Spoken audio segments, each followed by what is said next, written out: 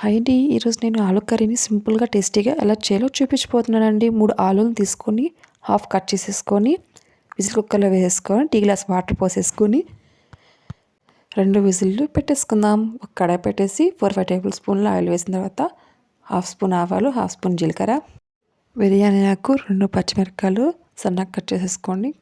కొన్ని ఉల్లిపాయ ముక్కలు అలా ఫ్రై చేసేసుకుందాం. టమాటాలు తీసుకొని సన్నగా కట్ చేసుకొని ఒక 7 జీడిపప్పులు వేసుకొని మెత్తగా మిక్సీ పట్టుకొని ఒక పక్కన ఉంచండి. చూడండి, ఉల్లిపాయలను ఫ్రై అయిపోయి ఒక స్పూన్ అల్లం వెల్లుల్లి పేస్ట్ వేసుకొని పచ్చివాసన పోయే వరకు అలా ఫ్రై చేసేసుకుందాం. ఇందాక మనం మిక్సీ పట్టుకుని టమాటా పేస్ట్ని తీసుకొని కర్రీలో వేసుకొని అలా ఫ్రై చేసేసుకొని ఒక 2 నిమిషాల పాటు ఫ్రై అయిన తర్వాత ఒక స్పూన్ ఉప్పు, చిటికెడు పసుపు, ఒక స్పూన్ కారం, ఒక స్పూన్ ధనియాల పొడి, హాఫ్ స్పూన్ గరం మసాలా అవన్నీ వేసుకొని బాగా మిక్స్ చేసుకోండి. మీకు గ్రేవీ కొంచెం ఎక్కువ రావాలంటే హాఫ్ కప్పు పెరుగును కానీ యాడ్ చేసుకోండి. చూడండి,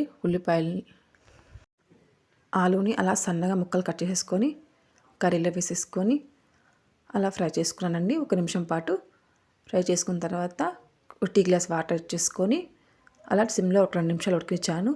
అంతే, కర్రీ అని చిక్కబడిపోతుందండి. కొద్దిగా కొత్తిమీర వేసుకొని వీడియో లైక్ చేయండి. Subscribe to my channel. Thanks for watching.